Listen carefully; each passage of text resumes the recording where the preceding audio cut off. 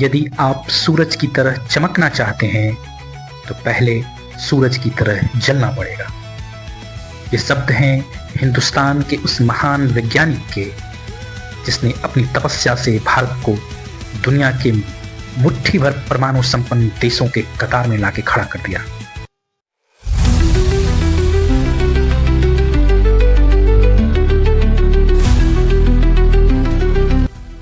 नमस्कार, अभिवादन स्वीकार कीजिए नीरज कुमार पांडे का।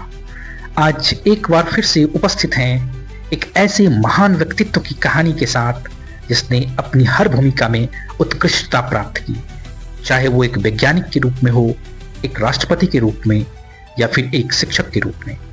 जी हाँ, आज के इस वीडियो में मैं बात करने वाला हूँ मिसाइल मैन और जनता के राष्ट्रपति के नाम से जाने जाने वाले APJ अब्दुल कलाम की। आज इस वीडियो में हम आपको डॉक्टर कलाम की पूरी जीवन यात्रा सुनाएंगे, रामेश्वरम की गलियों से लेकर राष्ट्रपति भवन तक और राष्ट्रपति भवन से लेकर युवाओं के दिलों तक। ये कहानी सिर्फ एक व्यक्ति की नहीं बल्कि उस सपने की है जो हर भारतीय को आगे बढ़ने और राष्ट्र निर्माण में योगदान देने के लिए प्रेरित करती है। तो आइए मिलते हैं भारत रत्न डॉक्टर APJ अब्दुल कलाम से। अब्दुल कलाम का जन्म 15 अक्टूबर 1931 को तमिलनाडु के रामेश्वरम में हुआ। उनका पूरा नाम था अबुल पाकिर जैनुलब्दीन अब्दुल कलाम। उनका परिवार बहुत साधारण था। उनके पिता जैनुलब्दीन एक नाव चलाते थे और मछुआरों के लिए नावें बनाने का काम करते थे। उनकी माँ आसियम्मा एक गृहिणी थी जो बेहद दयालु और धार्मिक प्रवृत्ति की महिला थी। कलाम आगे लिखते हैं कि मैं कई बच्चों में से एक था, लंबे चौड़े व सुंदर माता पिता का छोटी कदकाठी का साधारण सा दिखने वाला बच्चा। हम लोग अपने पुश्तैनी घर में रहते थे। यह घर 19वीं शताब्दी के मध्य में बना था। रामेश्वरम की मस्जिद वाली गली में बना यह घर चूने पत्थर व ईंट से बना पक्का और बड़ा मकान था। मेरे पिता आडंबरहीन व्यक्ति थे और सभी अनावश्यक एवं ऐशो आराम वाली चीजों से दूर रहते थे, पर घर में सभी आवश्यक चीजें समुचित मात्रा में सुलभता से उपलब्ध थीं। वास्तव में मैं कहूं कि मेरा बचपन बहुत ही निश्चिंतता और सादेपन में बीता, भौतिक एवं भावनात्मक दोनों ही स्तर पे। कलाम के जीवन में उनकी जन्मस्थली रामेश्वरम के आध्यात्मिक और सौहार्दपूर्ण माहौल का बड़ा प्रभाव रहा है। कलाम अपनी आत्मकथा में इस चीज का वर्णन करते हैं। कलाम लिखते हैं कि जब मैं रामेश्वरम के प्राइमरी स्कूल में 5वीं कक्षा में था, तब एक दिन एक नए शिक्षक हमारी कक्षा में आए। मैं टोपी पहना करता था जो मेरे मुसलमान होने का प्रतीक था। कक्षा में मैं हमेशा आगे की पंक्ति में जनेऊ पहने रामानंद शास्त्री के साथ बैठा करता था। नए शिक्षक को एक हिंदू लड़के का मुसलमान लड़के के साथ बैठना अच्छा नहीं लगा। उन्होंने मुझे उठाकर पीछे वाली बेंच पर चले जाने को कहा। मुझे बहुत बुरा लगा। रामानंद शास्त्री को भी यह बहुत खला। मुझे पीछे की पंक्ति में बैठाया जाते देख वो काफी उदास नजर आ रहा था। उसके चेहरे पे जो रुआंसे की भाव थे, उसका मेरे जीवन पर काफी गहरा छाप पड़ा। स्कूल की छुट्टी होने पर हम घर गए और सारी घटना अपने घर वालों को बताई। यह सुनकर लक्ष्मण शास्त्री ने उस शिक्षक को बुलाया और कहा कि उसे निर्दोष बच्चों के दिमाग में इस तरह सामाजिक असमानता और सांप्रदायिकता का विष नहीं घोलना चाहिए। हम सब भी वहीं मौजूद थे। लक्ष्मण शास्त्री ने उस शिक्षक को साफ साफ कह दिया कि या तो वो क्षमा मांगे या फिर स्कूल छोड़कर यहां से चला जाए। बचपन से ही विज्ञान और गणित में गहरी रुचि रखने वाले अब्दुल कलाम ने अपनी प्रारंभिक पढ़ाई रामेश्वरम से पूरी की। उसके बाद वे तिरुचिरापल्ली के सेंट जोसेफ कॉलेज में दाखिल हुए, जहां से उन्होंने भौतिकी में स्नातक किया। लेकिन उनका सपना सिर्फ यहीं तक सीमित नहीं था। वे आसमान में उड़ने वाले हवाई जहाज और अंतरिक्ष में जाने वाले रॉकेट को नजदीक से समझना चाहते थे।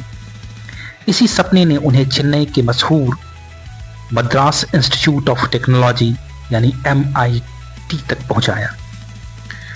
MIT में पढ़ाई करना आसान नहीं था। फीस बहुत ज्यादा थी और परिवार की आर्थिक स्थिति बहुत कमजोर। लेकिन बहन ने अपने गहने गिरवी रख दिए ताकि छोटे भाई का सपना अधूरा न रह जाए। इस बलिदान को कलाम ने कभी नहीं भूला।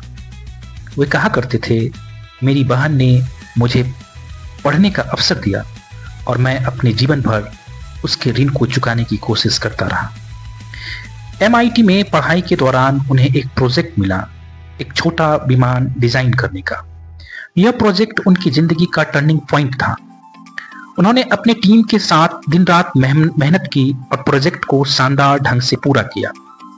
उनके प्रोफेसर ने कहा कि यह छात्र भविष्य में भारत के लिए बहुत बड़ा योगदान देगा। इंजीनियरिंग की पढ़ाई पूरी करने के बाद अब्दुल कलाम को रक्षा अनुसंधान और विकास संगठन DRDO और भारतीय वायुसेना में अवसर मिले। उन्होंने वायुसेना के पायलट बनने की कोशिश की, लेकिन वे कुछ अंकों से चयनित नहीं हो पाए। यह उनके जीवन की सबसे बड़ी निराशाओं में से एक थी। 1960 के दशक में भारत के अंतरिक्ष अनुसंधान की दिशा में कदम बढ़ाए। इसरो का गठन हुआ और अब्दुल कलाम इसमें वैज्ञानिक के रूप में जुड़े। यहाँ उन्हें उपग्रह प्रक्षेपण यान SLV प्रोजेक्ट का नेतृत्व करने की जिम्मेदारी मिली। इस प्रोजेक्ट का उद्देश्य था भारत का अपना रॉकेट तैयार करना जो उपग्रह को अंतरिक्ष में पहुंचा सके। यह काम बहुत कठिन था, तकनीकी संसाधन कम थे, अनुभव भी बहुत सीमित था। शुरुआत में कई असफलताएं भी हुई। 1979 में जब SLV-3 को लॉन्च किया गया तो यह असफल हो गया।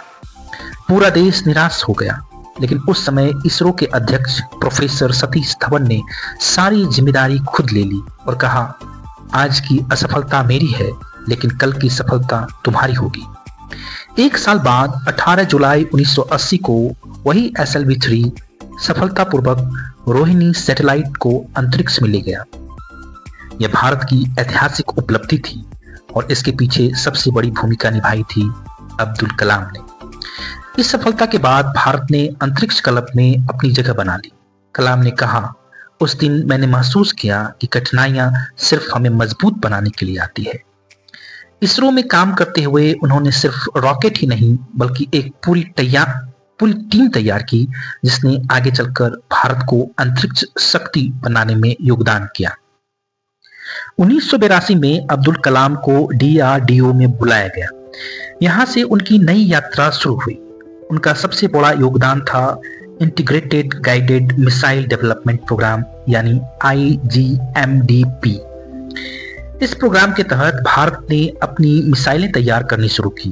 अग्नि, पृथ्वी, आकाश, नाग और त्रिशूल। ये मिसाइलें सिर्फ रक्षा के लिए ही नहीं बल्कि भारत की आत्मनिर्भरता और गौरव का प्रतीक बनी। 2002 में भारत के राजनीतिक इतिहास का एक नया अध्याय लिखा गया। वैज्ञानिक और शिक्षक अब्दुल कलाम भारत के 11वें राष्ट्रपति चुने गए। उनका चुनाव अपने आप में अनोखा था। वे न तो राजनेता थे, न ही किसी पार्टी से जुड़े, लेकिन उनकी लोकप्रियता इतनी ज्यादा थी कि सभी दलों ने मिलकर उन्हें उम्मीदवार बनाया। जब वे राष्ट्रपति बने तो करोड़ों भारतवासियों ने गर्व महसूस किया। वे जनता के राष्ट्रपति थे।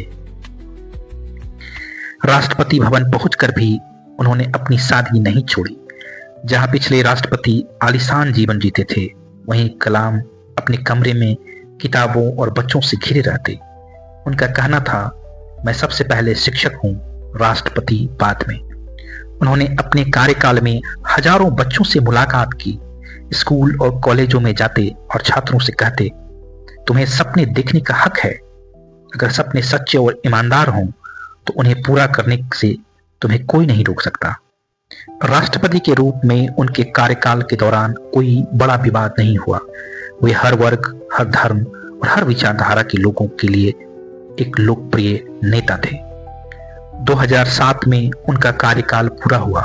लोग चाहते थे कि वे फिर राष्ट्रपति बने, लेकिन उन्होंने मना कर दिया और कहा, राष्ट्रपति बनना मेरा उद्देश्य नहीं था। मेरा उद्देश्य है पढ़ाना और युवाओं को प्रेरित करना। अब्दुल कलाम दुनिया के एकमात्र ऐसे वैज्ञानिक हैं जिन्होंने विज्ञान को आध्यात्मिक उत्थान का जरिया समझा है। अपनी आत्मकथा में कलाम लिखते हैं, मुझे आश्चर्य हुआ कि कुछ लोग विज्ञान को इस तरह से क्यों देखते हैं जो व्यक्ति को ईश्वर से दूर ले जाए। जैसा कि मैंने इसमें देखा कि हृदय के माध्यम से ही हमेशा विज्ञान तक पहुंचा जा सकता है। मेरे लिए विज्ञान हमेशा आध्यात्मिक रूप से समृद्ध होने और आत्मज्ञान का रास्ता रहा है। 27 जुलाई 2015 की शाम अब्दुल कलाम भारतीय प्रबंधन संस्थान शिलोंग में रहने योग्य ग्रह पर एक व्याख्यान दे रहे थे जब उन्हें जोरदार दिल का दौरा हुआ और वे बेहोश होकर गिर पड़े। लगभग 6:30 बजे गंभीर हालत में इन्हें बेथानी अस्पताल के आईसीयू में भर्ती किया गया और 2 घंटे के बाद उनकी मृत्यु की पुष्टि कर दी गई। अस्पताल के सीईओ जॉन साइलो ने बताया कि जब कलाम को अस्पताल लाया गया तब उनकी नब्ज और ब्लड प्रेशर उनका साथ छोड़ चुके थे। अपने निधन से लगभग 9 घंटे पहले ही उन्होंने ट्वीट करके बताया था कि वह शिलोंग IIM में लेक्चर के लिए जा रहे हैं। मृत्यु के तुरंत बाद कलाम के शरीर को भारतीय वायुसेना के हेलीकॉप्टर से शिलोंग से गुवाहाटी लाया गया, जहां से अगले दिन 28 जुलाई को पूर्व राष्ट्रपति APJ अब्दुल कलाम का पार्थिव शरीर मंगलवार दोपहर वायुसेना के विमान C-130 से दिल्ली लाया गया। लगभग 12:15 पर विमान पालम हवाई अड्डे पर उतरा। सुरक्षा बलों ने पूरे राजकीय सम्मान के साथ कलाम के पार्थिव शरीर को विमान से उतारा। वहां प्रधानमंत्री नरेंद्र मोदी, राष्ट्रपति प्रणब मुखर्जी, दिल्ली के मुख्यमंत्री अरविंद केजरीवाल और तीनों सेनाओं के प्रमुखों ने इसकी अगवानी की और कलाम के पार्थिव शरीर पर पुष्पहार अर्पित किए। 30 जुलाई 2015 को पूर्व राष्ट्रपति को पूरे सम्मान के साथ रामेश्वरम के P करम्बू ग्राउंड में दफना दिया गया। प्रधानमंत्री मोदी, तमिलनाडु के राज्यपाल और कर्नाटक, केरल और आंध्र प्रदेश के मुख्यमंत्रियों सहित 3.5 लाख से अधिक लोगों ने अंतिम संस्कार में भाग लिया। कलाम की मृत्यु पे दलाई लामा ने अपनी संवेदना और प्रार्थना व्यक्त की और कलाम की मौत को एक अपूरणीय क्षति बुला अपना दुख व्यक्त किया। उन्होंने यह भी कहा कि अनेक वर्षों में मुझे कई अवसरों पर कलाम के साथ बातचीत करने का मौका मिला। वह एक महान वैज्ञानिक, शिक्षाविद और राजनेता ही नहीं बल्कि एक वास्तविक सज्जन थे और हमेशा मैंने उनकी सादगी और विनम्रता की प्रशंसा की है। श्रीलंका के राष्ट्रपति मैत्रीपाला सिरिसेना ने कहा, कलाम दृढ़ विश्वास और अदम्य भावना के आदमी थे। मैंने उन्हें दुनिया के एक उत्कृष्ट राजनेता के रूप में देखा था। उनकी मौत भारत के लिए नहीं बल्कि पूरी दुनिया के लिए एक अपूरणीय क्षति है।